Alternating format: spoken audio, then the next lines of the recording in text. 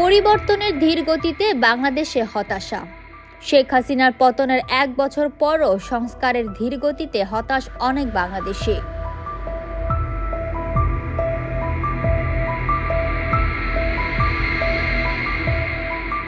রংপুরে পুলিশের গুলিতে নিহত শিক্ষার্থী আবু সাইদ সহ প্রায় 1400 শহীদদের স্বপ্ন ছিল সাম্যের ভিত্তিতে দুর্নীতিমুক্ত গণতান্ত্রিক বাংলাদেশ।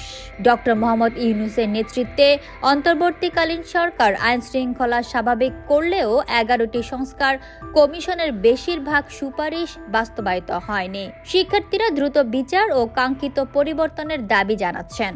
ডক্টর ইউনূস ঘোষণা দিয়েছেন আগামী ফেব্রুয়ারিতে সংস্কারকৃত ভোট ব্যবস্থায় নির্বাচন হবে।